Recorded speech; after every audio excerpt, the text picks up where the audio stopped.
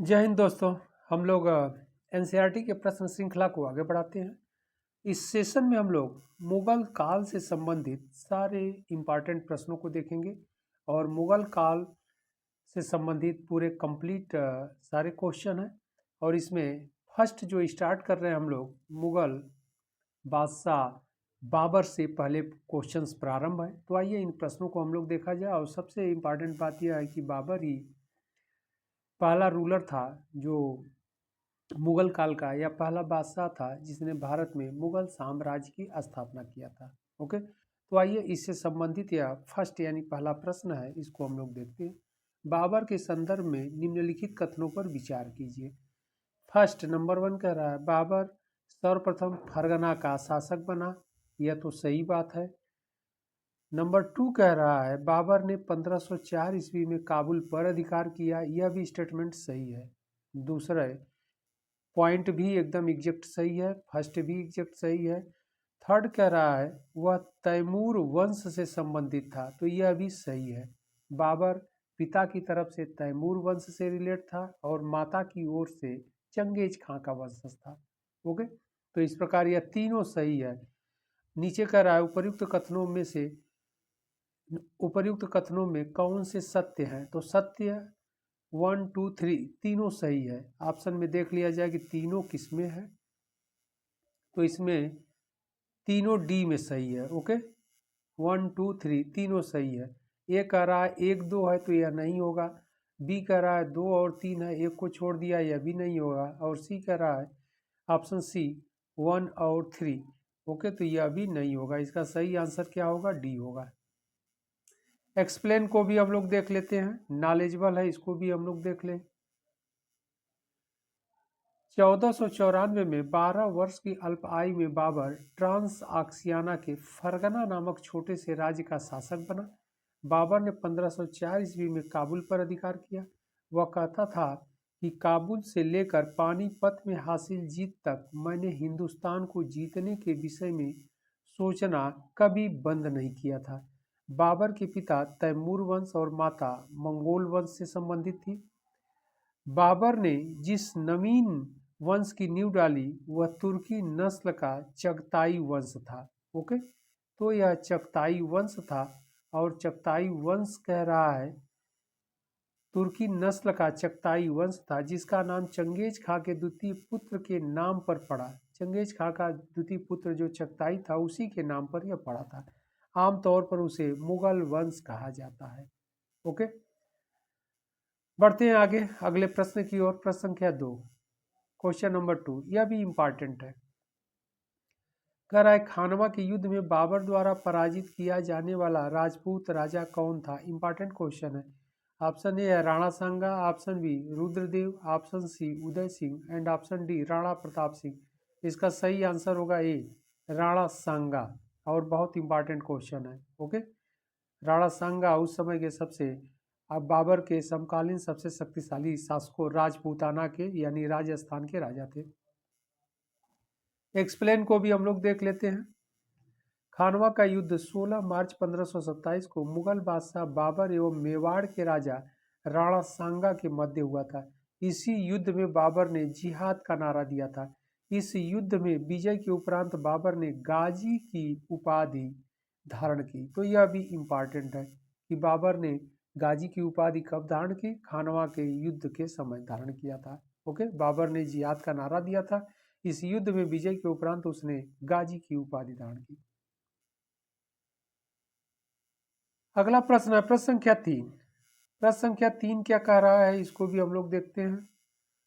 प्रश्न संख्या 3,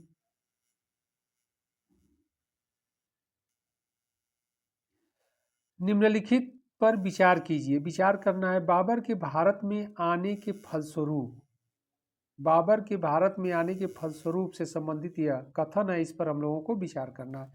first number 1 कह रहा है भारतीय उपमहाद्वीप में बारूद के उपयोग की शुरुआत। ये तो गलत हो जाएगा क्योंकि बारूद के उपयोग की शुरुआत भारत में पहले से ही थी।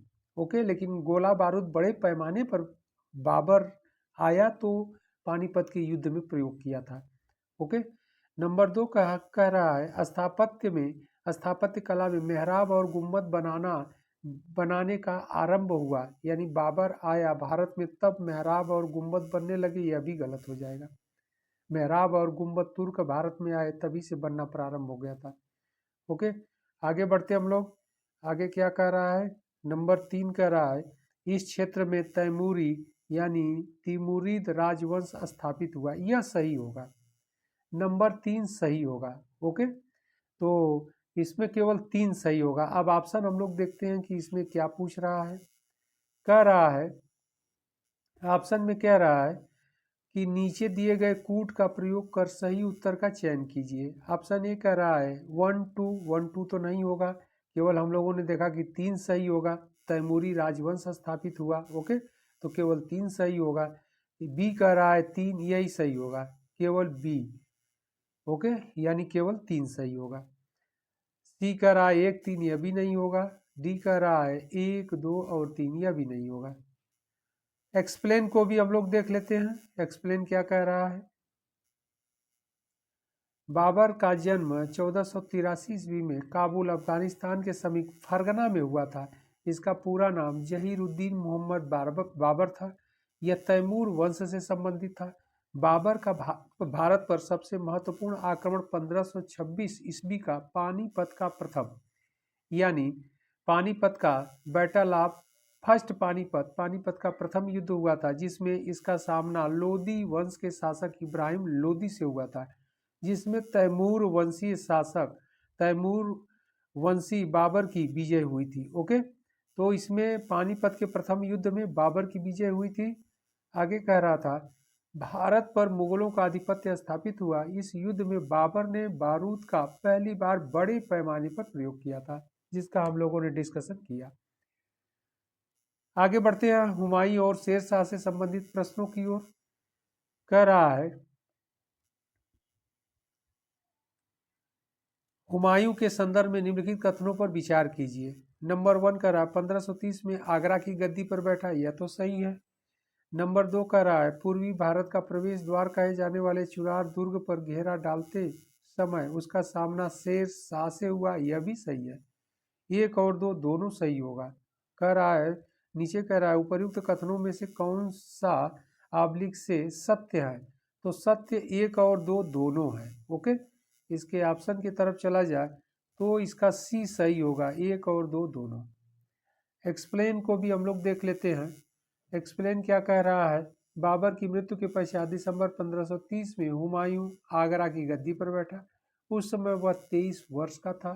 1532 ईस्वी में दौराह यानी नामक स्थान पर अफगान सेना को परास्त करते हुए हुमायूं ने चुनार दुर्ग यानी जो वर्तमान मिर्जापुर जिले में, उत्तर प्रदेश के मिर्जापुर जिले में पड़ता है, पर घेरा डाला, जो पूर्वी भारत के प्रवेश द्वार के रूप में जाना जाता था। चुनार दुर्ग अफगान सरदार शेर खां यानी शेर शाह सूरी के अधिकार क्षेत्र में था। यहीं पर हुमायूं का सामना शेर शाह से हुआ था। ओके, तो पहली बार सामना शेर शाह और हुमायूं का यहीं पर हुआ। अगला प्रश्न, प्रश्न संख्या 5, क्वेश्चन नंबर 5 कह रहा है सूची 1 को सूची 2 से सुमेलित कीजिए और सूचियों के नीचे दिए हुए कूट का प्रयोग करते हुए सही उत्तर का चयन कीजिए। सूची फर्स्ट में लड़ाई दिया गया है, सूची सेकेंड संबंधित वर्ष है। ओके, कह रहा है ये कह रहा है पानीपत का प्रथम युद्ध। पानीपत का प्रथम युद्ध 1526 ईस्वी में हुआ था, यानी ए का 2 हो जाएगा। ओके, ए का 2 सही होगा।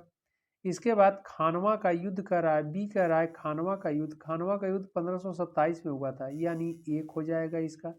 बी का 1 हो जाएगा, यानी 2 1 हो जाएगा। चौसा का युद्ध कर रहा है, चौसा का युद्ध 1539 में हुआ था, यानी 4 हो जाएगा। सी का 4 होगा। ओके, कन्नौज अथवा बिलग्राम का युद्ध 1540 में होगा, इसका 3 सही होगा, यानी इसका जो सही होगा 2 1 4 3। तो 2 1 4 3 किस में है वो हम लोग देख लेते हैं। तो 2 1 4 3 इसका सही आंसर होगा बी। ओके, देखिए 2 1 4 3 यहीं पर दिया गया है, जबकि ये 1 2 3 4 क्रम से दिया, यह नहीं होगा। ये कह रहा है 2 4 कर दिया है, तो यह नहीं होगा। डी कह रहा है 1 4 2 3, यह भी नहीं होगा। तो इसका सही आंसर क्या होगा? 2 1 4 3 यानी बी। एक्सप्लेन को भी हम लोग देख लेते हैं, नॉलेजेबल है एक्सप्लेन भी। पानीपत का प्रथम युद्ध बाबर विजयी रहे, अप्रैल 1526 में हुआ था, इब्राहिम लोदी से हुआ था। उस समय दिल्ली सल्तनत का शासक इब्राहिम लोदी था।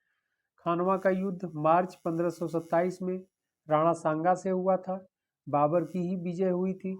चौसा का युद्ध जून 1539 में हुआ था, और चौसा का युद्ध शेर शाह और हुमायूं के बीच हुआ था। हुमायूं हार गया था, शेर शाह की विजय हुई थी इस युद्ध में। कन्नौज का युद्ध मई 1540 में हुमायूं और शेर शाह के बीच हुआ था, इसमें भी शेर शाह की विजय हुई थी। ओके, तो चौसा का युद्ध और कन्नौज का युद्ध हुमायूं और शेर शाह के बीच हुआ था, जिसमें शेर शाह की विजय हुई, हुमायूं डिफीट हुआ यानी पराजित हुआ। और पानीपत का प्रथम युद्ध, खानवा का प्रथम युद्ध, बाबर, इन दोनों युद्धों में बाबर की विजय हुई थी। अगला प्रश्न, प्रश्न संख्या 6, क्वेश्चन नंबर 6। मात्र एक मुट्ठी बाजरे के चक्कर में मैंने अपना साम्राज्य खो दिया होता, यह स्टेटमेंट है, कह रहा है। इस कथन को आप किस मध्यकालीन शासक से संबद्ध करेंगे? ओके, ऑप्शन ए कह रहा है Alauddin Khilji, option B Muhammad Tughlaq, option C Sher Shah and option D Aurangzeb. इसका सही आंसर होगा सी, शेर शाह से आप जोड़ेंगे। ओके, शेर शाह से संबंधित यह कथन है, क्योंकि इस कथन को स्वयं शेर शाह के द्वारा ही कहा गया है। इसका एक्सप्लेन भी देख लेते हैं, तो फिर और डिस्कशन किया जाएगा हम लोग। शेर शाह के द्वारा यह कथन मारवाड़, देखिए यहाँ पर दे दिया, शेर शाह के द्वारा यह कथन मारवाड़ जोधपुर के शासक मालदेव से युद्ध 1544 के समय कहा गया था, जब शेर शाह ने शौर्य के स्थान पर कूटनीति का सहारा लिया। शेर शाह ने जैता और कुंपा की बहादुरी से प्रभावित होकर यह वक्तव्य दिया था। शेर शाह ने अजमेर, नागौर, मेड़ता, आबू किले पर अधिकार कर लिया। यद्यपि शेर शाह की यह विजय उसकी मृत्यु के पश्चात अस्थायी नहीं रह सकी। ओके, लेकिन शेर शाह अपने जीवन काल में इन क्षेत्रों को विजित कर लिया था।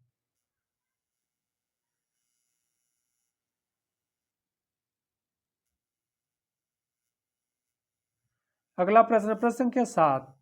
प्रश्न संख्या 7 कह रहा है निम्नलिखित में से किस स्मारक का निर्माण शेर शाह ने करवाया था? ऑप्शन ए दिल्ली की किला ए कोहना मस्जिद, ऑप्शन कह रहा है बी जौनपुर की अटाला मस्जिद, ऑप्शन सी कह रहा है गौर की बारह सोना मस्जिद, ऑप्शन डी कह रहा है दिल्ली की कुवत उल इस्लाम मस्जिद। ओके, तो कुवत उल इस्लाम मस्जिद जो दिल्ली में है, शेर शाह द्वारा नहीं कराया गया था, कुतुबुद्दीन ऐबक के द्वारा कराया गया। गौर की बारह सोना मस्जिद यह भी नहीं कराया। जौनपुर की अटाला मस्जिद यह भी नहीं, सरकी शासकों के द्वारा कराया गया है। ऑप्शन ए कह रहा है दिल्ली की किला ए कोहना मस्जिद, यही सही है, ए। इसका सही आंसर क्या होगा? ए होगा। ओके, एक्सप्लेन को भी हम लोग देख लेते हैं, नॉलेजेबल है। शेर शाह ने दिल्ली में हुमायूं द्वारा निर्मित दीन पनाह को ध्वस्त कर उसके ध्वंसावशेषों पर पुराने किले का निर्माण करवाया। इस किले के अंदर शेर शाह ने 1545 ईस्वी में किला ए कोहना मस्जिद का निर्माण करवाया। शेर शाह का शासनकाल भारतीय भवन निर्माण कला के इतिहास में संक्रांति का युग कहा जाता है। ओके, तो 1545 में किला ए कोहना मस्जिद यानी पुराने किले का निर्माण करवाया, और इस किले के अंदर शेर शाह ने 1545 में किला ए कोहना मस्जिद का निर्माण करवाया था। आगे बढ़ते हैं, प्रश्न संख्या 8। प्रश्न संख्या 8 कह रहा है कृषकों की सहायता के लिए किस मध्यकालीन भारतीय शासक ने पट्टा एवं कबूलियत की व्यवस्था प्रारंभ की थी? बहुत इंपॉर्टेंट है। ऑप्शन ए कह रहा है अलाउद्दीन खिलजी, अलाउद्दीन खिलजी नहीं होगा। ऑप्शन बी कह रहा है मोहम्मद बिन तुगलक, यह भी नहीं होगा। ऑप्शन सी कह रहा है शेर शाह ही होगा। पट्टा और कबूलियत प्रारंभ करने वाला शेर शाह पहला शासक था। ओके, अकबर डी कह रहा है, ये तो बाद में आएंगे शेर शाह के बाद। आगे देख लेते हैं एक्सप्लेन को भी। कबूलियत एवं पट्टा प्रथा की शुरुआत शेर शाह सूरी ने की। उसने किसानों से प्रत्यक्ष संबंध स्थापित किए। प्रत्येक किसान को पट्टा दिया जाता था, उससे कबूलियत लिखवाई जाती थी। शेर शाह के समय में भूमि 3 वर्गों यानी उत्तम, मध्यम और निकृष्ट में विभाजित की गई। पैदावार का लगभग 1/3 भाग सरकार लगान के रूप में वसूल करती थी। किसानों को शेरशाह के शासनकाल में जरीमाना या सर्वेक्षण शुल्क एवं महासिलाना शुल्क भी देना पड़ता था। तो यह सर्वेक्षण शुल्क यानी जिसे जरीमाना कहते थे और महासिलाना शुल्क भी देना पड़ता था। तो यह इम्पॉर्टेंट है।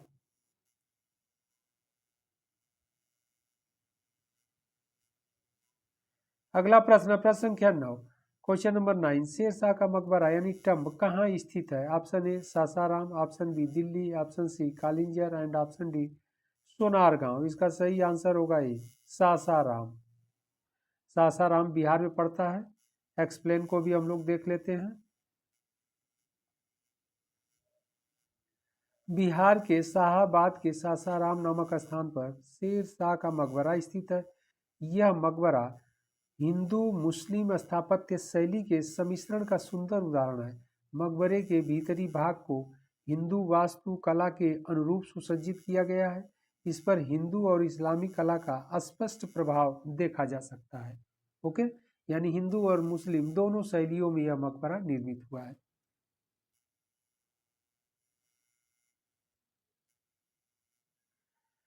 अगला प्रश्न, प्रश्न संख्या 10, क्वेश्चन नंबर 10, काला नौर में राज्याभिषेक के समय अकबर की आयु कितनी थी? ऑप्शन ए है 13 वर्ष, ऑप्शन बी 15 वर्ष, ऑप्शन सी 18 वर्ष एंड ऑप्शन डी 20 वर्ष।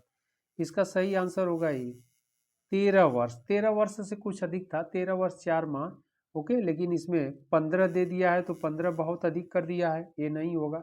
अगर 14 के समथिंग आसपास रहता तो वह सही आंसर होता, लेकिन यहाँ पर 13 वर्ष दिया है तो 13 वर्ष सही होगा। एक्सप्लेन को भी हम लोग देख लेते हैं। एक्सप्लेन कह रहा है, हुमायूं की मृत्यु के पश्चात बैरम खान ने गुरदासपुर के निकट काला नौर में 14 फरवरी 1556 को अकबर का राज्याभिषेक करवाया और वह जलालुद्दीन मोहम्मद अकबर बादशाह गाजी की उपाधि से राज सिंहासन पर बैठा। राज सिंहासन के समय अकबर की आयु यानी उम्र मात्र 13 वर्ष 4 महीने थी। ओके, तो यह इंपॉर्टेंट है, 13 वर्ष 4 महीने में वह गद्दी पर बैठा था।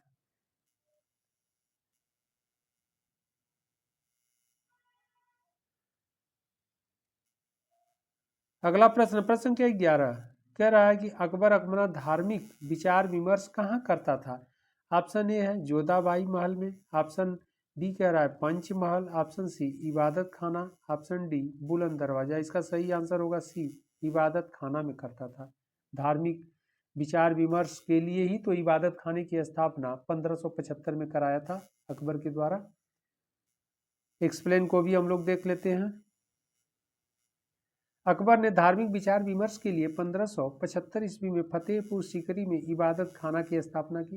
पहले इबादत खाना में मुस्लिम धर्म से संबंधित लोगों को बुलाया जाता था, परंतु 1578 के बाद इसे परंतु 1578 के बाद से इसके द्वार सभी धर्मों के लिए खोल दिए गए। यानी 1578 के बाद से सभी धर्म के लोगों को यानी धार्मिक गुरुओं को यहाँ पर चर्चा करने के लिए बुलाया जाने लगा।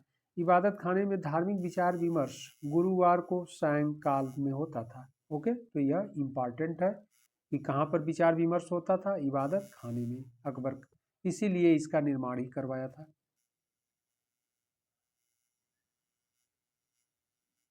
अगला प्रश्न है प्रश्न संख्या 12, सम्राट अकबर द्वारा निम्नलिखित में से किसको जरी कलम की उपाधि प्रदान की गई थी? ऑप्शन ए है Mohammad Hussain, option B Mukammal Khan, option C Abdus Samad, option D का रहा मीर सैयद अली। इसका सही आंसर होगा ए मोहम्मद हुसैन को।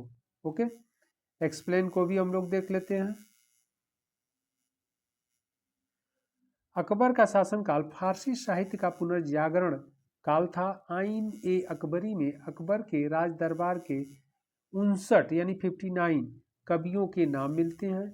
इनमें से कश्मीर का प्रसिद्ध कवि मोहम्मद हुसैन का नाम भी उल्लेखित था, जिसे अकबर ने जरी कलम की उपाधि प्रदान की थी। आईने अकबरी में लिखा है कि बादशाहत एक ऐसी किरण है जो संपूर्ण ब्रह्मांड को प्रकाशित करने में सक्षम है। इसे समसामयिक भाषा में फर्रे इजदी कहा गया।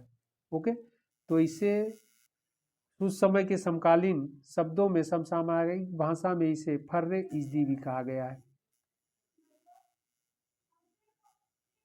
अगला प्रश्न, प्रश्न संख्या 13, आईन ए अकबरी पुस्तक का लेखक कौन है? बहुत इंपॉर्टेंट है।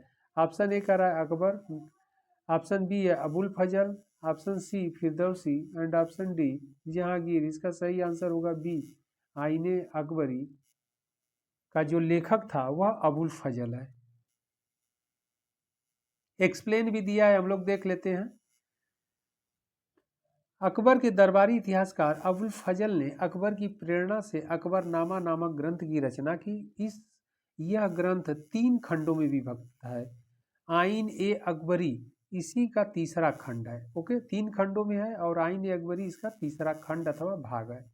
आइन ए अकबरी को अबुल फजल ने 5 खंडों में विभक्त किया है और आइन ए अकबरी को भी अबुल फजल 5 खंडों में विभक्त करके लिखा है। अगला प्रश्न, प्रश्न संख्या 14, कह रहा है जब ईस्ट इंडिया कंपनी का गठन हुआ था उस समय भारत का मुगल बादशाह कौन था? ऑप्शन ए है Akbar, option B Jahangir, option C Humayun and option D Aurangzeb. इसका सही आंसर होगा अकबर। क्यों? इसलिए होगा कि 1631 दिसंबर यानी दिसंबर 1600 में ईस्ट इंडिया कंपनी की स्थापना हुई थी और उस समय शासनकाल अकबर का था।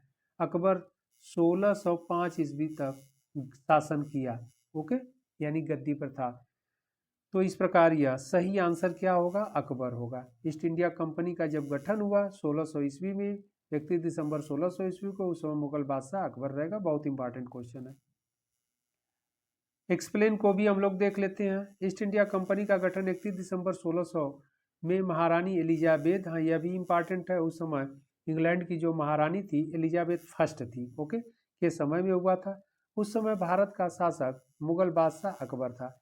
अकबर मुगल वंश का तीसरा शासक था। इसे अकबर ए आजम, शहंशाह अकबर, महाबली शहंशाह के भी नाम से जाना जाता था।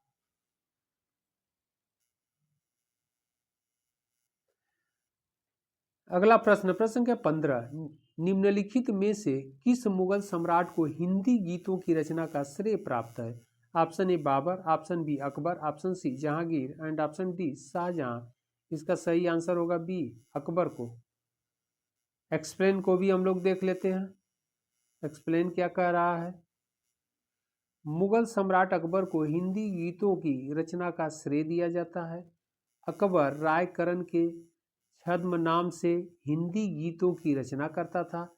अकबर ने हिंदी साहित्य को संरक्षण प्रदान किया। उसके शासनकाल को हिंदी भाषा का स्वर्णकाल कहा जाता है।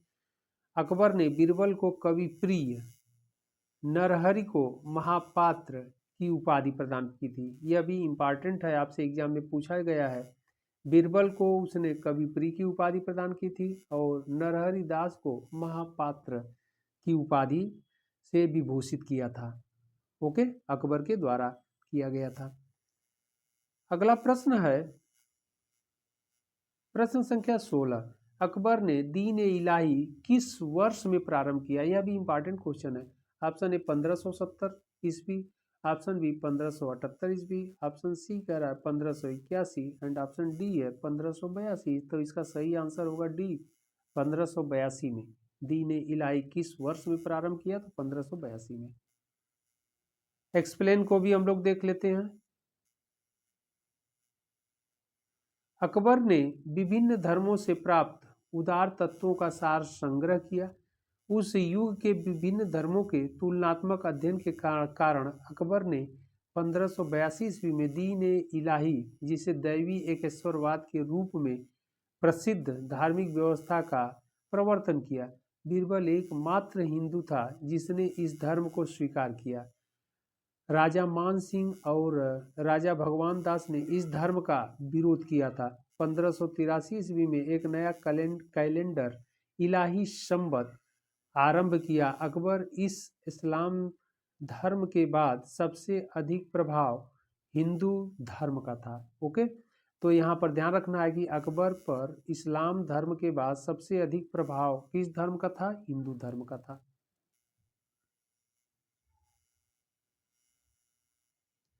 प्रश्न संख्या 17, भू राजस्व प्रशासन के क्षेत्र में शेरशाह एवं अकबर के मध्य निम्नलिखित में से कौन निरंतरता की कड़ी थी?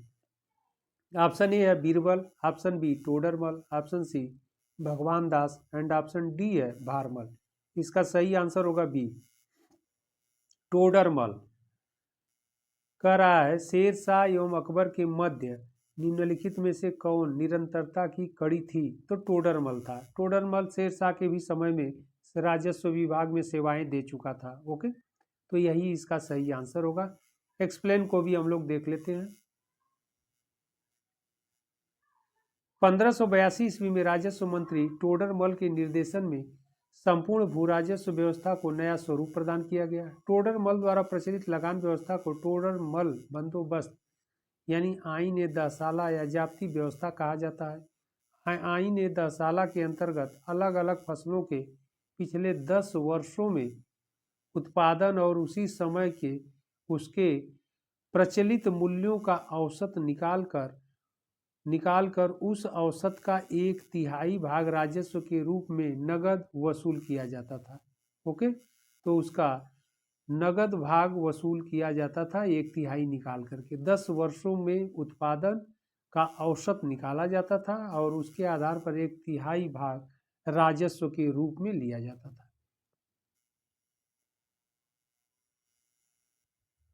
अगला प्रश्न, प्रश्न संख्या 18, महाभारत के फारसी अनुवाद का शीर्षक है। Option A Anwar e Suhaili, option B Razmnama, option C Hashtbahisht, option D Ayar Danish. इसका सही आंसर होगा बी रज्मनामा नाम से किया गया है अनुवाद। ओके, एक्सप्लेन को भी हम लोग देख लेते हैं। एक्सप्लेन क्या कह रहा है? महाभारत के विभिन्न अंशों का फारसी में अनुवाद फैजी अबुल फजल की निगरानी में मुस्लिम विद्वानों नकीब खां, बदायूनी, अबुल फजल तथा फैजी आदि द्वारा किया गया तथा उन्हें संयुक्त रूप से रज्मनामा यानी जिसे युद्ध की कहानी से संबोधित किया गया। रज्मनामा की 3 प्रतियां हैं। प्रथम जयपुर अजायब घर में, द्वितीय वर्ष 1599 में तैयार जो वर्तमान समय में अनेक संग्रहालयों में रखी गई है, और तीसरा रज्मनामा रहीम का जो वर्ष 1616 ईस्वी में पूरा हुआ था। ओके, तो इस प्रकार 3 प्रतियां हैं। अगला प्रश्न है प्रश्न संख्या 19, प्रसिद्ध जैन आचार्य जिनको अकबर ने सम्मानित किया था। Option A Chandraprabha Suri, option B Hari Vijay Suri, option C Pushpadant और ऑप्शन डी का रहा यशोभद्र। इसका सही आंसर होगा बी हरि विजय सूरी। ओके, कह रहा है प्रसिद्ध जैन आचार्य जिसको अकबर ने सम्मानित किया था तो वो कौन थे? हरि विजय सूरी साहब थे। ओके, एक्सप्लेन को भी हम लोग देख लेते हैं। एक्सप्लेन भी नॉलेजेबल है। हरि विजय सूरी प्रसिद्ध जैन आचार्य थे जिनको अकबर ने सम्मानित किया था। अकबर ने जैन विद्वान हरि विजय सूरी को जगत गुरु की उपाधि प्रदान की थी। अकबर ने सभी धर्मों के प्रति अपनी सहिष्णुता की भावना के कारण अपने शासन काल में आगरा एवं लाहौर में ईसाइयों को गिरजाघर बनवाने की अनुमति प्रदान की। खरतार गच्छ संप्रदाय के जैन आचार्य जीन चंद्र सूरी को भी अकबर ने प्रश्रय प्रदान किया था। ओके, तो यह किस संप्रदाय से बिलोंग करते थे? यहाँ भी ध्यान रखिएगा। तो खरतार गच्छ संप्रदाय से संबंधित थे। कौन? जैन आचार्य gene Chandra Suri.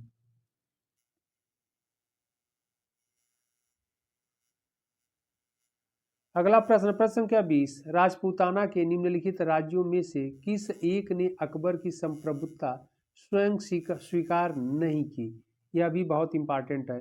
Option A है Amer, option B Mewar, option C Marwar and option D Bikaner. इसका सही आंसर होगा बी मेवाड़। मेवाड़ रियासत अकबर की संप्रभुता स्वयं स्वीकार नहीं की थी। ओके, एक्सप्लेन को भी हम लोग देख लेते हैं। अकबर का समकालीन मेवाड़ के सिसोदिया वंश का शासक राणा उदय सिंह था जिसने मुगल सम्राट अकबर की अधीनता स्वीकार नहीं की। मेवाड़ राजस्थान का एकमात्र ऐसा राज्य था जहां के राजपूत शासकों ने मुगल सेना का सदैव विरोध किया। अकबर ने मेवाड़ को अपने अधीन करने के लिए 1567 ईस्वी में चित्तौड़ के किले पर आक्रमण कर दिया। अंततः 1568 ईस्वी में मुगल सेना ने मेवाड़ की राजधानी एवं चित्तौड़ के किले पर अधिकार कर लिया। ओके, लेकिन हमेशा के लिए नहीं हो पाया था यह अधिकार, क्योंकि मेवाड़ रियासत ही हमेशा इसका विरोध की। और आगे चल करके फिर अकबर का युद्ध राणा प्रताप के साथ भी हुआ था। ओके,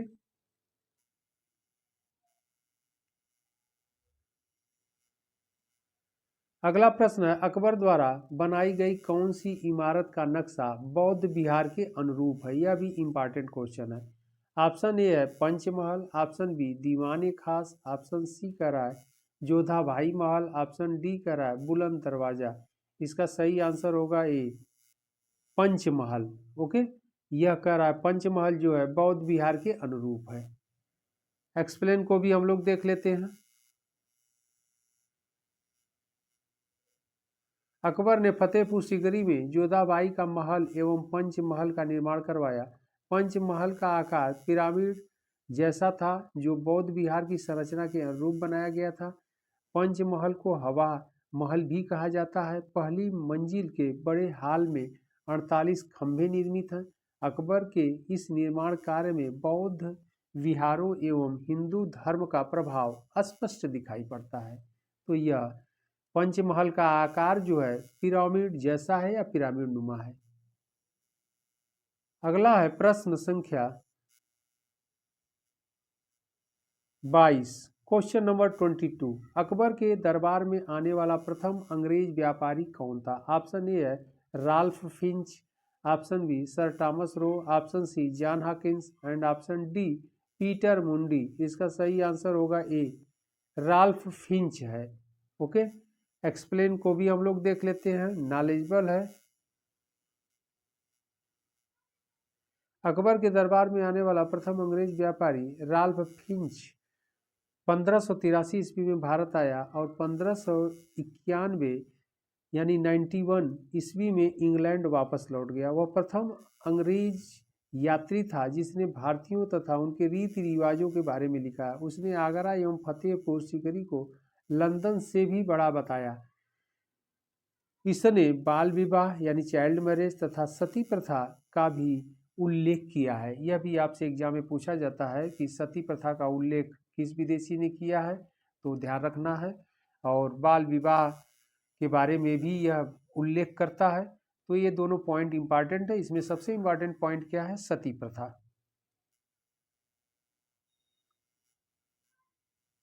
अगला प्रश्न, प्रश्न क्या 23, क्वेश्चन नंबर 23। अकबर के साथ युद्ध करने वाली दुर्गावती कहाँ की रानी थी?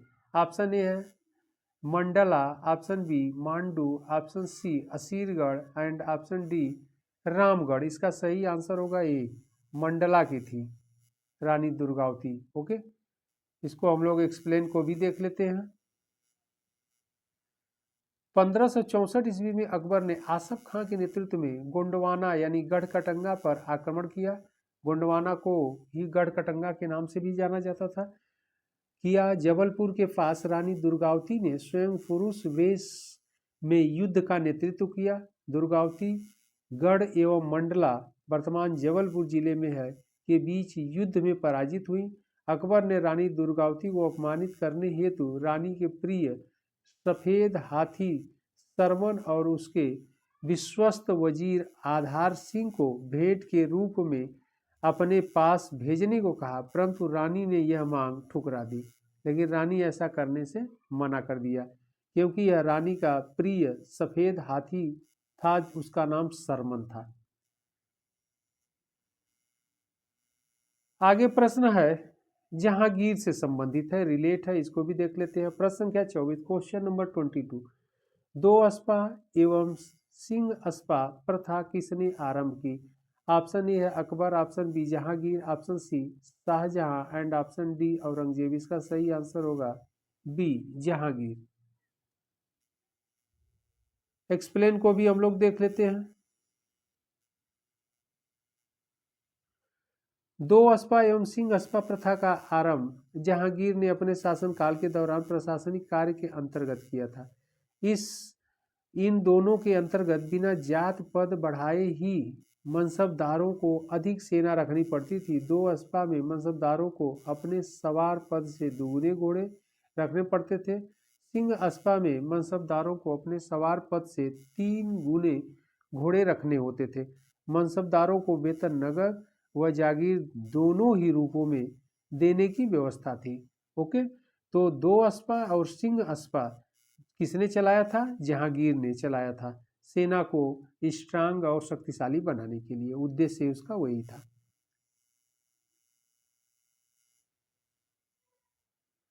अगला प्रश्न है प्रश्न संख्या 25, क्वेश्चन नंबर 25। जहांगीर ने सर थॉमस रो अथवा टॉमस रो को कहाँ मिलने का अवसर दिया था? Option A Agra, option B Ajmer, option C Delhi, option D Fatehpur Sikri. इसका सही आंसर होगा बी, अजमेर में। ओके, एक्सप्लेन को भी हम लोग देख लेते हैं, नॉलेजेबल है। सर थॉमस रो 10 जनवरी 1616 को इंग्लैंड के सम्राट जेम्स प्रथम के प्रतिनिधि के रूप में जहांगीर से अजमेर में पहली बार मिला। थॉमस रो 1516 से 19 तक अंग्रेजों के व्यापार के लिए अनुकूल रियायतें प्राप्त करके 1619 ईस्वी में वापस लौट गया।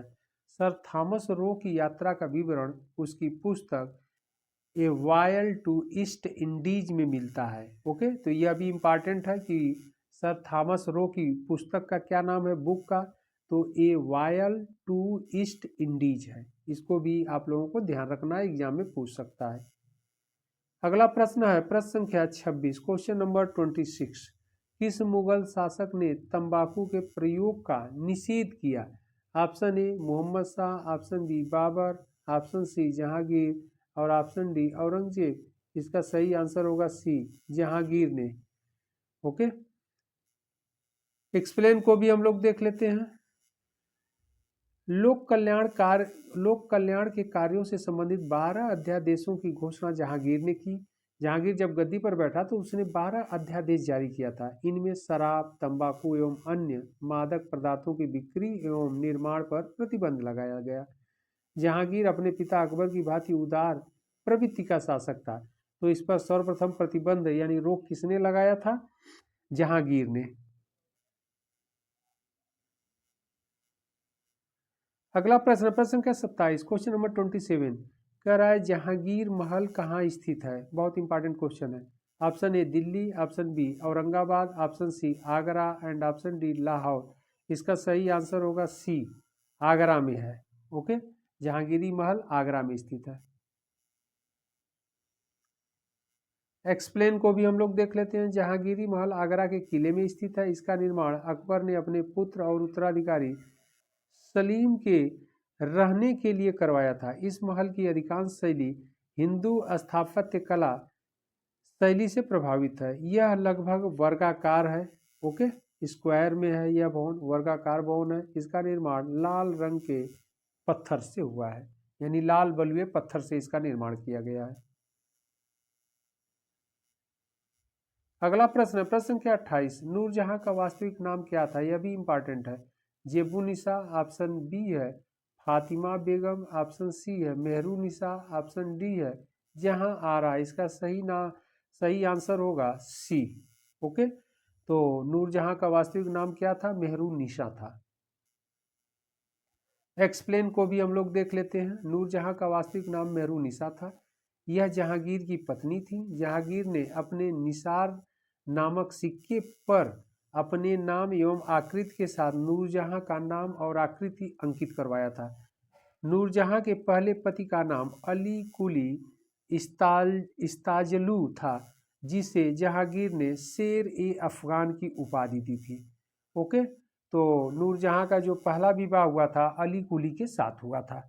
इसके बाद नूरजहां का विवाह जहांगीर के साथ हुआ।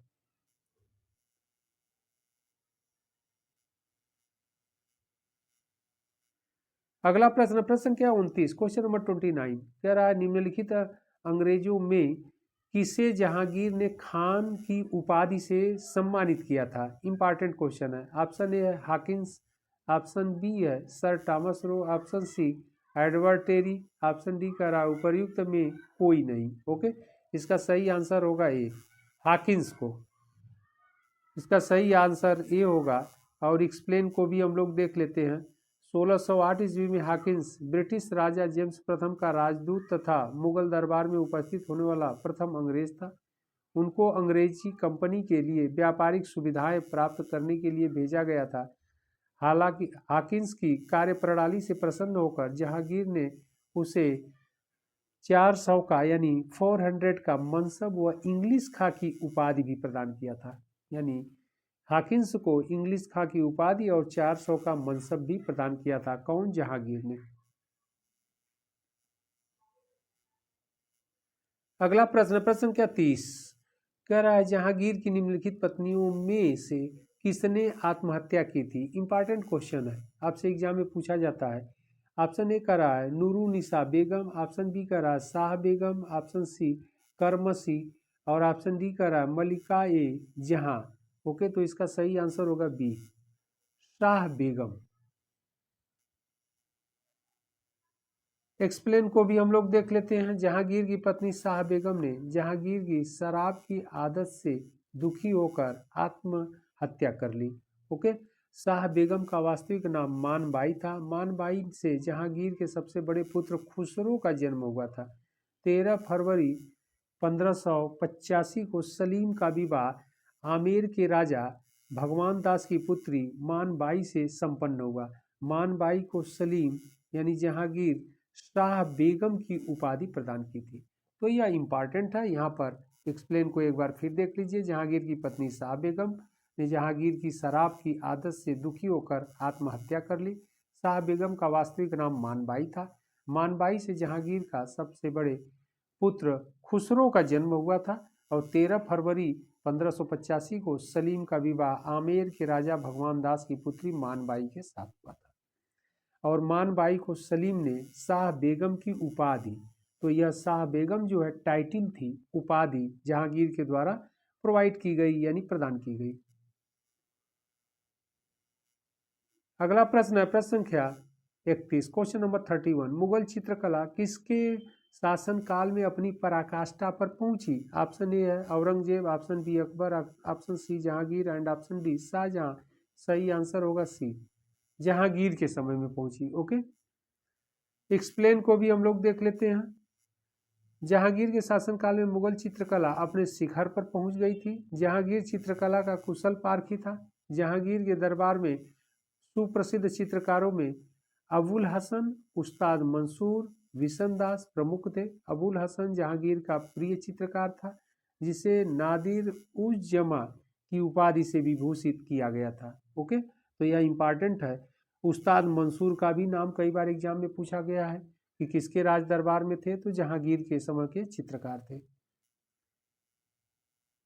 आगे प्रश्न है शाहजहां से संबंधित है, मुगल बादशाह, तो इससे संबंधित प्रश्नों को भी देख लेते हैं। प्रश्न संख्या 32, क्वेश्चन नंबर 32। दिल्ली के लाल किले का निर्माण किसने करवाया था? ऑप्शन ए है Akbar, option B Nurjahan, option C Jahangir and option D Shahjahan.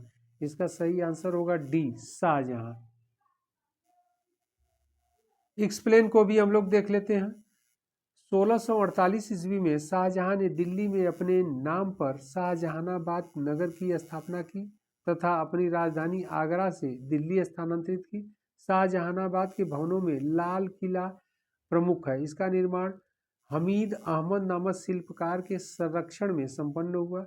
वर्ष 2007 में इसे यूनेस्को का विश्व विरासत सूची में यूनेस्को के विश्व विरासत सूची में इसे शामिल कर लिया गया। ओके, तो यह भी इंपॉर्टेंट है। तो लाल किला प्रमुख है। लाल किले का निर्माण शाहजहां के द्वारा किया गया था।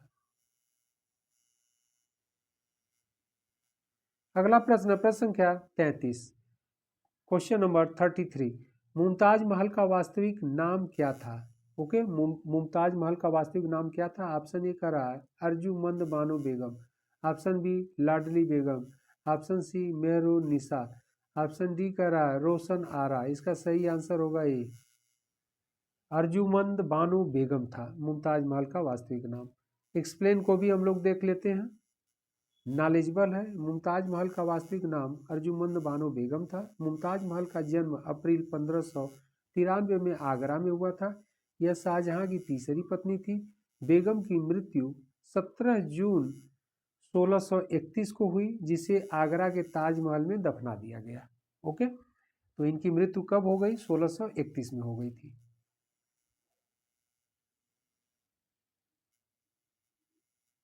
अगला प्रश्न, प्रश्न संख्या 34, क्वेश्चन नंबर 34, निम्नलिखित मस्जिदों में से किसका निर्माण मुगल सम्राट शाहजहां द्वारा किया गया था? ओके, ऑप्शन ए है जामा मस्जिद दिल्ली, ऑप्शन बी कह रहा है बादशाही मस्जिद लाहौर, ऑप्शन सी कह रहा है काबुली बाग मस्जिद हरियाणा, ऑप्शन डी कह रहा है किला ए कोहना मस्जिद दिल्ली। तो इसका सही आंसर ये होगा जामा मस्जिद। जामा मस्जिद जो दिल्ली की जो जामा मस्जिद है, इसका निर्माण शाहजहां के द्वारा कराया गया है। लाल किला और दिल्ली की जामा मस्जिद। एक्सप्लेन को भी हम लोग देख लेते हैं। दिल्ली की जामा मस्जिद का निर्माण शाहजहां ने 1648 में करवाया था। इसमें शाहजहानी शैली में फूलदार अलंकरण की मेहराबें बनी हैं। यह मस्जिद एक ऊंचे चबूतरे पर बनी है। इसमें 3.25 फीट क्षेत्र में फैला एक आंगन है। वही आगरा में जामा मस्जिद का निर्माण शाहजहां की पुत्री जहान आरा बेगम ने 1648 ईस्वी में करवाया। ओके, तो यह भी इम्पॉर्टेंट है कि वही आगरा में जामा मस्जिद का निर्माण, दिल्ली में जामा मस्जिद का निर्माण जो करवाया शाहजहां ने, और आगरा में जामा मस्जिद का निर्माण शाहजहां की पुत्री जहान आरा बेगम के द्वारा कराया गया था।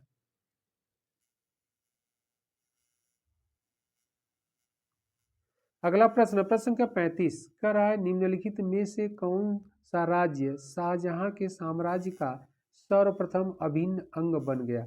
ऑप्शन ए है Golconda, option B Ahmednagar, option C Bijapur and option D कह रहा है उपर्युक्त में से कोई नहीं। इसका सही आंसर होगा B Ahmednagar. Okay, important question है।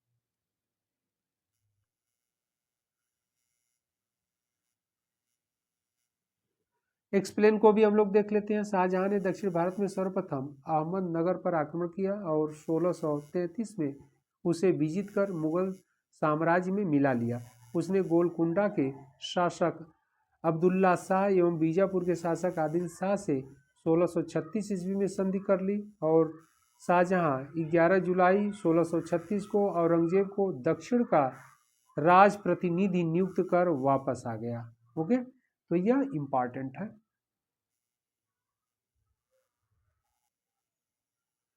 अगला प्रश्न है औरंगजेब से संबंधित, प्रश्न संख्या 36, क्वेश्चन नंबर 36, किस मुगल सम्राट ने अपने शासनकाल में सर्वाधिक संख्या में हिंदू अधिकारियों की नियुक्ति की थी? बहुत इंपॉर्टेंट क्वेश्चन है। Option A Akbar, option B Aurangzeb, option C Humayun and option D Shahjahan. इसका सही आंसर होगा बी औरंगजेब के समय में। एक्सप्लेन को भी हम लोग देख लेते हैं। एक्सप्लेन भी नॉलेजेबल है। औरंगजेब के प्रशासन में सर्वाधिक हिंदू नियुक्त थे। इसके शासन में लगभग 33% हिंदू अधिकारी थे। इनकी सेना में वरिष्ठ पदों पर राजपूत नियुक्त थे। औरंगजेब मुगल वंश के अन्य शासकों की तरह राजपूतों के प्रति मैत्री भाव रखता था। औरंगजेब ने यशवंत सिंह को दारा का सहयोग करने के बाद भी पुराना मनसब प्रदान कर गुजरात का सूबेदार बनाया था। ओके, तो यह भी इम्पॉर्टेंट है। और सबसे बड़ी बात है कि 33% हिंदू अधिकारी औरंगजेब के प्रशासन में शामिल थे या थे। अगला प्रश्न, प्रश्न संख्या 37, बीबी के मकबरे का निर्माण किसने करवाया था? इंपॉर्टेंट क्वेश्चन है। Option A Humayun, option B Shahjahan, option C कह रहा है अकबर द्वितीय, ऑप्शन डी औरंगजेब। इसका सही आंसर होगा डी औरंगजेब के समय में हुआ था बीबी का मकबरे का निर्माण। एक्सप्लेन को भी हम लोग देख लेते हैं। बीबी का मकबरा महाराष्ट्र राज्य के औरंगाबाद जिले में अवस्थित है। इस मकबरे का निर्माण मुगल बादशाह औरंगजेब द्वारा अपनी पत्नी दिलरास बानो बेगम, जिसे राबिया उद दौरानी भी उसका नाम था, की याद में 1678 ईस्वी में करवाया गया था। इसे दक्षिण का ताजमहल भी कहते हैं, जो कि ताजमहल की फूहड़ नकल है। फूहड़ नकल से तात्पर्य है ताजमहल की नकल की गई है, ऐसे समझिए, लेकिन एग्जैक्ट नहीं हो पाया है। लेकिन इसे दक्षिण का ताजमहल कहा जाता है। और किस पत्नी के मरने पर? दिलरास बानो बेगम की याद में उसने दक्षिण में ताजमहल का निर्माण करवाया, या दक्षिण के ताजमहल के नाम से जो जाना जाता है उसका निर्माण करवाया, जिसे बीबी के मकबरे के नाम से भी जाना जाता है। अगला प्रश्न, प्रश्न संख्या 38, दिल्ली के लाल किले में मोती मस्जिद का निर्माण किसने करवाया था? ऑप्शन ए अकबर ने, ऑप्शन बी जहांगीर ने, ऑप्शन सी शाहजहां ने, ऑप्शन डी औरंगजेब ने। इसका सही आंसर होगा डी, औरंगजेब ने करवाया था। एक्सप्लेन को भी हम लोग देख लेते हैं। औरंगजेब के शासनकाल में निर्मित दो मस्जिदें, दिल्ली के लाल किले में मोती मस्जिद और लाहौर में जामिया बादशाही मस्जिद विशेष रूप से उल्लेखनीय है। शाहजहां की योजना अनुसार लाल किले के बाहर जामा मस्जिद का निर्माण कराया गया था। ओके, जबकि जामा मस्जिद का निर्माण जो लाल किले के बाहर है दिल्ली में, उसका निर्माण शाहजहां द्वारा करवाया गया था। और लाल किले के अंदर जो मोती मस्जिद का निर्माण करवाया गया है उस वह औरंगजेब के द्वारा। और एक मस्जिद लाहौर में, जिसे जामिया बादशाही मस्जिद के नाम से भी जाना जाता है।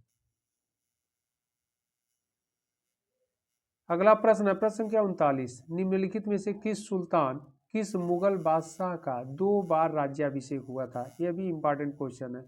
Option A Akbar, option B Jahangir, option C Shahjahan and option D Aurangzeb. इसका सही आंसर होगा डी, औरंगजेब का 2 बार राज्याभिषेक हुआ था। एक्सप्लेन को भी हम लोग देख लेते हैं। मुगल बादशाह औरंगजेब का 2 बार राज्याभिषेक हुआ था। आगरा पर आधिपत्य कर शीघ्र ही औरंगजेब ने अपना राज्याभिषेक अबुल मुजफ्फर मुहीउद्दीन मुजफ्फर औरंगजेब बहादुर आलमगीर की उपाधि से 31 जुलाई 1558 को दिल्ली में कराया। खजुआ एवं देवराई के युद्ध में सफल होने के पश्चात 15 मई 1659 को औरंगजेब का दूसरा राज्याभिषेक हुआ था। ओके, तो जुलाई 1658 में पहला राज्याभिषेक हुआ था और 1659 में उसका दूसरा राज्याभिषेक हुआ था, यानी 2 बार राज्याभिषेक कराया था। अगला प्रश्न, प्रश्न संख्या 40, कह रहा है राजस्थानी और पंजाबी पहाड़ी शैली का विकास किस मुगल शासन के शासनकाल में हुआ? किस मुगल शासक के शासनकाल में हुआ था? Option A Akbar, option B Jahangir, option C Shahjahan and option D Aurangzeb. इसका सही आंसर होगा डी, औरंगजेब के समय में हुआ था। एक्सप्लेन को भी हम लोग देख लेते हैं।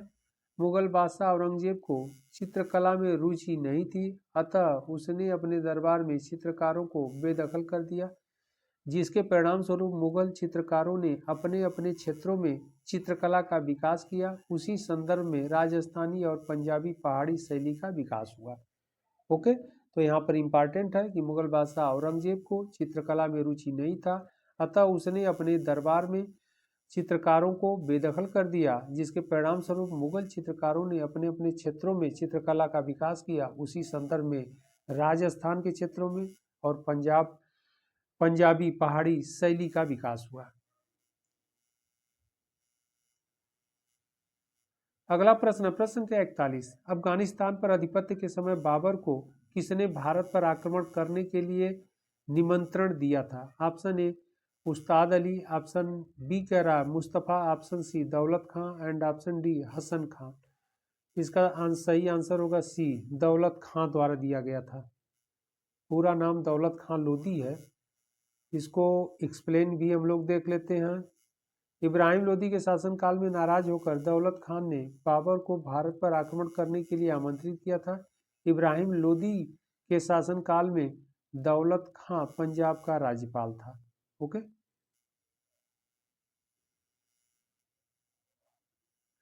अगला प्रश्न, प्रश्न संख्या 42, क्वेश्चन नंबर 42, बाबर के सर्वप्रथम पादशाह की पदवी धारण की थी, यानी बाबर ने सर्वप्रथम पादशाह की पदवी कब धारण की थी?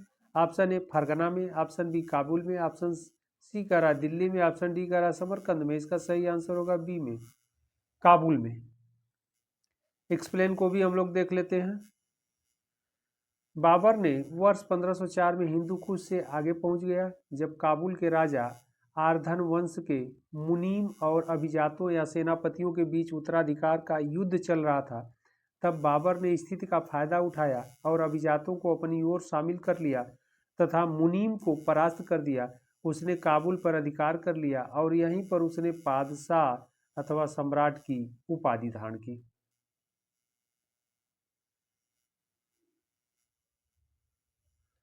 अगला प्रश्न, प्रश्न संख्या 43, क्वेश्चन नंबर 43, अयोध्या स्थित बाबरी मस्जिद का निर्माण किसने कराया था? Option A Babur, option B Humayun, option C Nizamul Mulk and option D करा मीर बाकी। इसका सही आंसर होगा डी। ओके, हालांकि बाबर के ही समय में हुआ था, लेकिन सेनापति मीर बाकी था तो इसने ही करवाया था। अब क्वेश्चन कह रहा है बाबरी मस्जिद का निर्माण, इसलिए मीर बाकी आंसर सही होगा। मीर बाकी नहीं रहेगा, किसके समय में हुआ? तब बाबर के समय में हुआ। एक्सप्लेन को भी हम लोग देख लेते हैं। बाबरी मस्जिद को प्रथम मुगल सम्राट बाबर के आदेश पर बाबर के सेनापति मीर बाकी ने वर्ष 1527 में निर्माण कराया था। मीर बाकी ने इसका नाम बाबरी मस्जिद रखा। वर्ष 1940 के दशक से पहले बाबरी मस्जिद को मस्जिद ए जन्म स्थान कहा जाता था।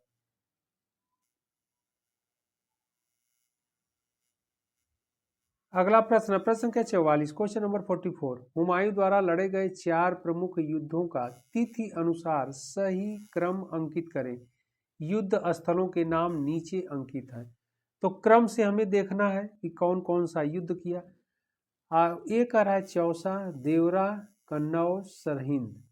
तो यहाँ पर चौसा और देवरा, देवरा पहले होगा, चौसा बाद में होगा, तो यह नहीं होगा।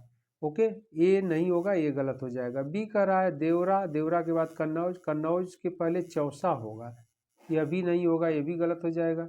सी कह रहा है सरहिंद, देवरा, सरहिंद बाद में होगा, यह भी तब नहीं होगा, सी भी नहीं होगा। डी कह रहा है देवरा, देवरा के बाद चौसा, चौसा के बाद कन्नौज, इसके बाद सरहिंद, यही सही है, डी।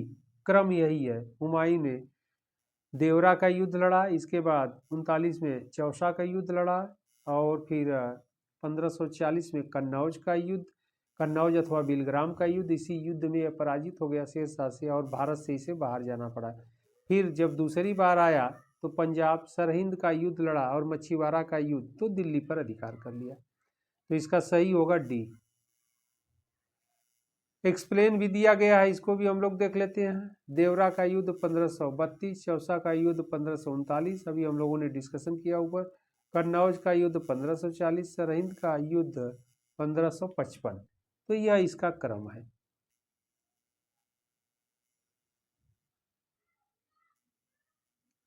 अगला प्रश्न, प्रश्न संख्या 45, करा निम्नलिखित में से किस सुल्तान ने पहले हजरते आला और बाद में सुल्तान की उपाधि धारण की? Option A Bahlol Lodi, option B Sikandar Lodi, option C Sher Shah Suri, और ऑप्शन डी कह रहा है इस्लाम शाह सूरी। इसका सही आंसर होगा सी, शेरशाह सूरी।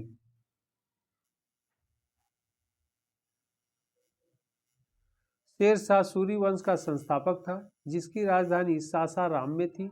उसने दक्षिणी बिहार पर आक्रमण करने के बाद बंगाल के सुल्तान नुसरत शाह को हराया तथा दक्षिण बिहार का अप्रत्यक्ष शासक बन गया।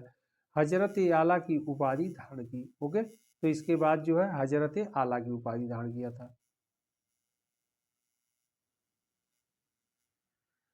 अगला प्रश्न, प्रश्न संख्या 46, निम्नलिखित में से किसने पूर्वी बंगाल से लेकर पेशावर तक सड़क ए आजम कहलाई जाने वाली सड़क बनाई? तो इसका सही आंसर होगा अकबर, अकबर नहीं होगा, जहांगीर भी नहीं होगा, सी का राइस इस्लाम शाह, यह भी नहीं होगा, शेर शाह होगा। इसका सही आंसर डी होगा, शेर शाह ने बनवाया है, जिसे सड़क ए आजम के नाम से जाना जाता है। पूर्वी बंगाल से लेकर पेशावर तक, यह जिसे उत्तरापथ, प्राचीन समय में उत्तरापथ कहा जाता था, तो सड़क ए आजम के नाम से ये शेर शाह के समय में कंप्लीट हुआ, निर्मित हुआ। एक्सप्लेन को भी हम लोग देख लेते हैं। एक्सप्लेन कर रहा है ग्रांड ट्रंक रोड का निर्माण 16वीं शताब्दी के शासक शेर शाह सूरी ने कराया था। इसे सड़क ए आजम के नाम से जाना जाता था। यह सड़क भारत को मध्य एशिया से जोड़ती थी और अंतर्देशीय व्यापार के लिए बहुत महत्वपूर्ण थी। इस सड़क को पहले उत्तरापथ, बादशाही सड़क और सड़क ए आजम के नाम से जाना जाता था। जैसे हम लोगों ने अभी डिस्कशन किया कि प्राचीन समय में इस पथ को या सड़क को उत्तरापथ मार्ग के नाम से जाना जाता था।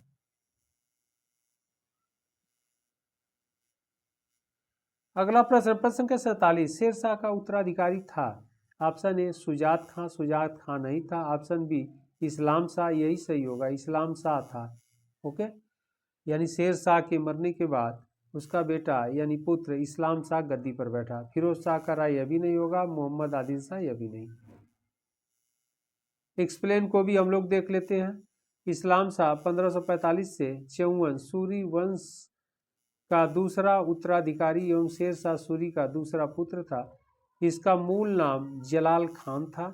जलाल खान को 26 मई 1545 को ताज पहनाया गया और उसने इस्लाम शाह की उपाधि धारण की। उसने अपने पिता की कुशल प्रशासन की नीतियों को जारी रखा और केंद्रीकरण को बढ़ावा दिया। तो यह इंपॉर्टेंट है। शेर शाह के बाद इस्लाम शाह गद्दी पर बैठा।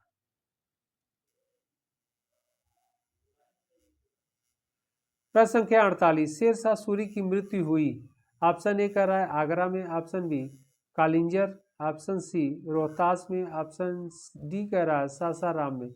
इसका सही आंसर होगा बी, कालिंजर में उसकी मृत्यु हुई थी। ओके, 1545 ईस्वी में। एक्सप्लेन को भी हम लोग देख लेते हैं। 22 मई 1545 में चंदेल राजपूत के विरुद्ध लड़ते हुए शेर शाह सूरी द्वारा कालिंजर किले की घेराबंदी के दौरान उक्का नामक आग्नेयास्त्र से निकले गोले के फटने से उसकी मृत्यु हो गई। ओके, लेकिन मृत्यु के अंतिम समय तक किला कालिंजर का किला जीत लिया गया था। ओके, और मृत्यु के पश्चात शेर शाह को सासाराम में ले जाकर अंतिम रूप से दफना दिया गया।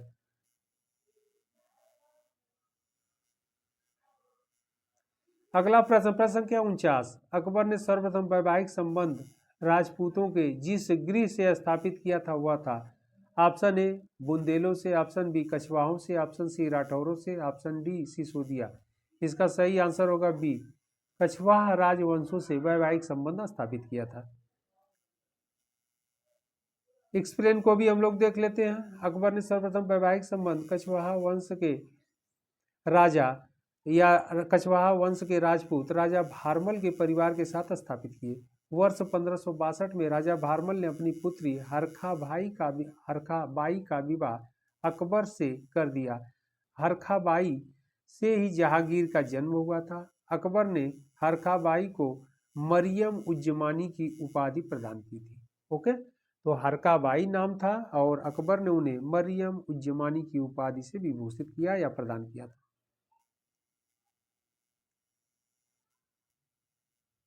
अगला प्रश्न है प्रश्न संख्या 50, हल्दी घाटी के युद्ध में महाराणा प्रताप की सेना के सेनापति कौन थे।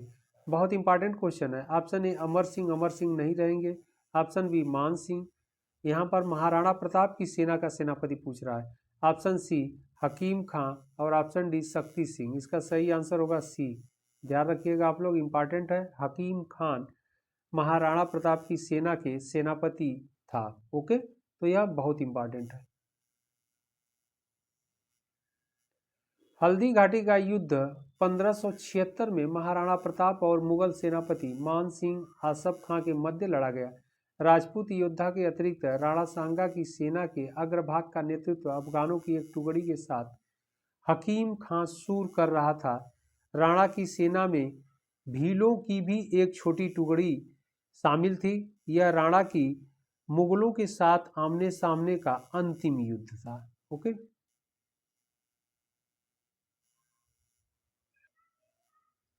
अगला प्रश्न है प्रश्न संख्या 51, क्वेश्चन नंबर 51 कह रहा है निम्नलिखित घटनाओं पर विचार कीजिए तथा उनको काल क्रमानुसार व्यवस्थित कीजिए। ओके, तो इस रूप में दिया है। 1 कह रहा है आमेर की राजकुमारी से अकबर का विवाह। नंबर 2 कह रहा है तुकारोई का युद्ध। नंबर 3 कह रहा है मालवा पर मुगल आक्रमण।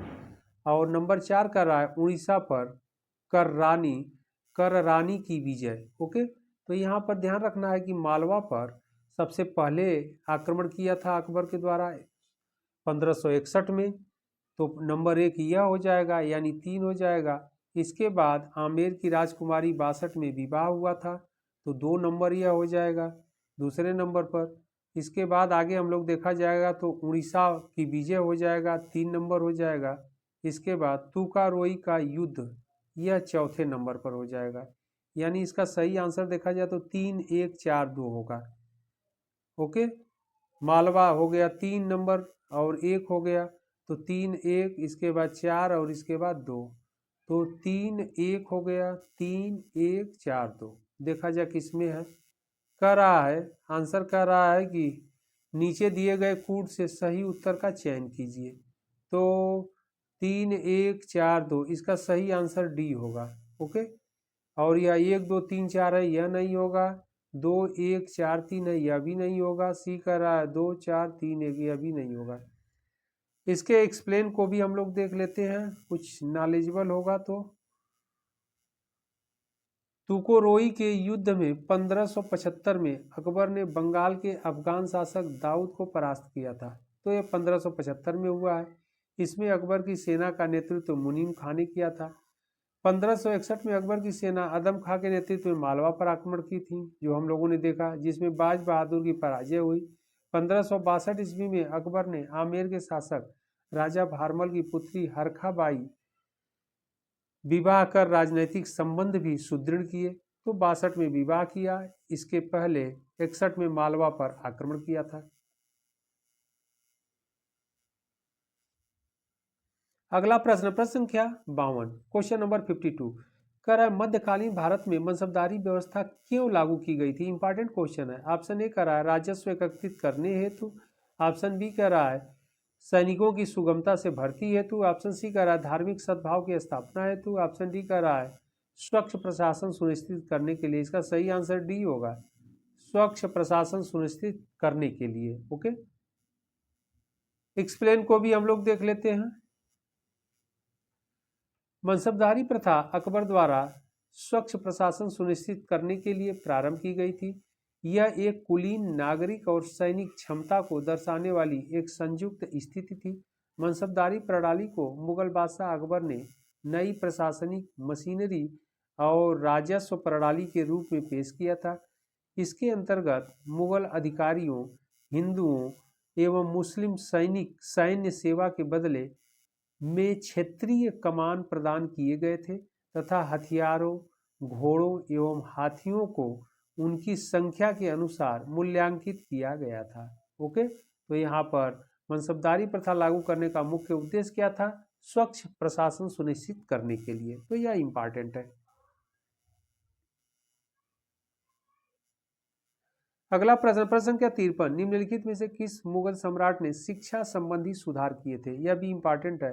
Option A Jahangir, option B Shahjahan, option C Humayun, option D Akbar. सही आंसर होगा डी, अकबर ने सुधार किया था।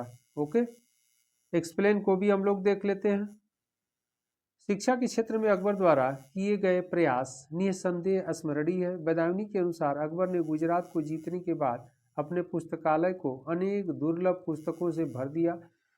उसने एक अनुवाद विभाग की स्थापना की, जिसके अतिरिक्त अकबर ने फतेहपुर सीकरी, आगरा एवं अन्य अनेक स्थानों पर अनेक खानकाह एवं मदरसों पाठशाला की स्थापना की। फतेहपुर सीकरी मुस्लिम शिक्षा का मुख्य केंद्र था।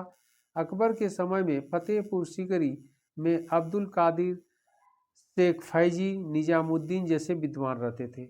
ओके, तो इसका सही आंसर क्या होगा, अकबर। और गुजरात विजय के पश्चात उसने शिक्षा के क्षेत्र में भी उल्लेखनीय कार्य किया।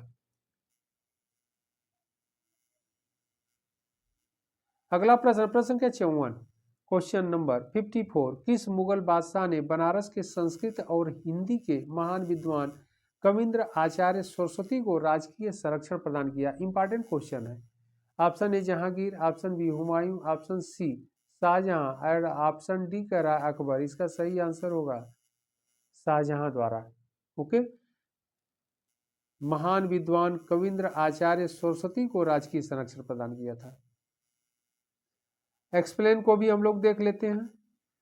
मुगलों के शासनकाल में संस्कृत में मौलिक अच्छी रचनाएं नहीं हो सकी, फिर भी दिल्ली सल्तनत के युग की तुलना में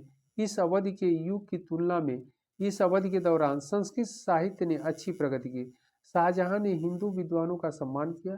कविंद्र आचार्य सरस्वती, सुंदरदास, चिंतामणि आदि को उनके दरबार में संरक्षण मिला। रस गंगाधर और गंगा लहरी लिखने वाले जगन्नाथ पंडित भी उनके दरबार में थे। तो कौन कौन थे, कविंद्र आचार्य, सुंदरदास, चिंतामणि और पंडित जगन्नाथ या जगन्नाथ पंडित। ओके, तो इतने विद्वान को शाहजहां का संरक्षण प्राप्त था या प्रदान किया था शाहजहां के द्वारा। अगला प्रश्न, प्रश्न संख्या 55, इनमें से किसे शाहजहां ने शाह बुलंद इकबाल की पदवी दी थी? इंपॉर्टेंट क्वेश्चन है। ऑप्शन ए है Dara Shikoh, option B Shuja, option C Aurangzeb, option D है मुराद। इसका सही आंसर होगा ए, दारा शिकोह को प्रदान किया था। एक्सप्लेन को भी हम लोग देख लेते हैं। उपनिषदों का फारसी अनुवाद सीर अकबर है, जो कि दारा शिकोह की रचना है। इसकी रचना शाहजहां के काल में हुई। शाहजहां के पुत्रों में दारा शिकोह सबसे बुद्धिमान था। उसने भागवत गीता और योग वशिष्ठ उपनिषद और रामायण का अनुवाद फारसी में करवाया।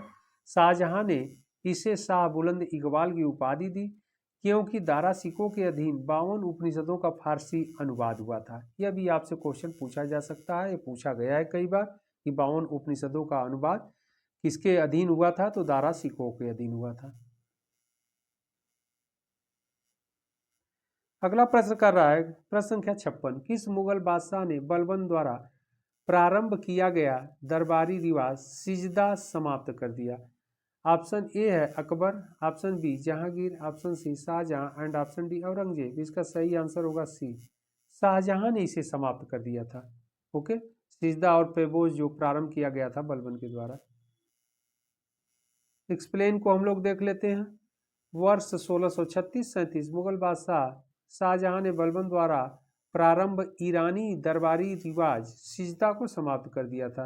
जमीन बोश की प्रथा भी समाप्त कर दी गई और पगड़ी में बादशाह की तस्वीर पहनने की मनाही कर दी गई। इन बातों के स्थान पर चहार तस्लीम की प्रथा लागू की गई, किंतु मनुची के अनुसार बाद में चहार तस्लीम और सिजदा में भेद कर पाना कठिन हो गया।